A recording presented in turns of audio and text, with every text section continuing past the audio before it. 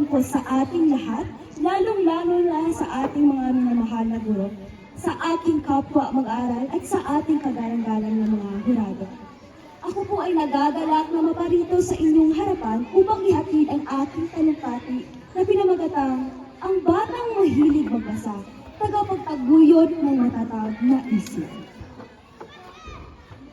Sa aking pananalita ngayon, nais kong bigyang diin ang kalagkalagahan ng pagbabasa, lalo na sa mga batang tulad natin. Hindi lamang ito isang libangan, kundi isang daan tungo sa pagtataguyod ng matatag na isipan. Ang pagbabasa ay nagbibigay sa atin ng kaalaman at karunungan.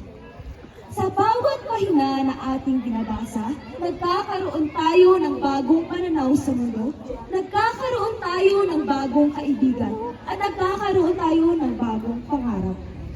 Ang mga kwento, mga tula at mga artikulo ay nagsisilbing tulay upang mas maunawaan natin ang ating sarili at ang ating kapaligiran. Higit pa rito, ang pagbabasa ay nagpapalawak sa ating imahinasyon.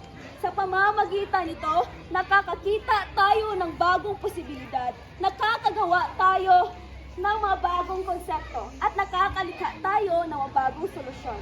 Ang ating isipan ay nagiging mas malikhain, mas malakas, at mas handa sa hamon ng buhay. Ang pagbabasa ay nagbibigay din sa atin ng kasiyahan. Kapag tayo ay nalilibang sa pagbabasa, nakakalimutan natin ang ating mga problema. Nagiging mas malalim ang koneksyon natin at mas malakas ang pakikipagsalamuha sa ating kapwa.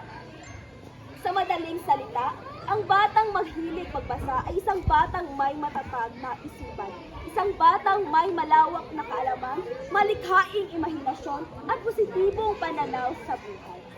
Kaya't hikayatin natin ang ating mga anak, mga kapatid at mga kaibigan na magbasa. Bigyan natin sila ng mga libro, dalhin natin sila sa mga silid aklatan at hikayatin natin silang magbasa araw-araw.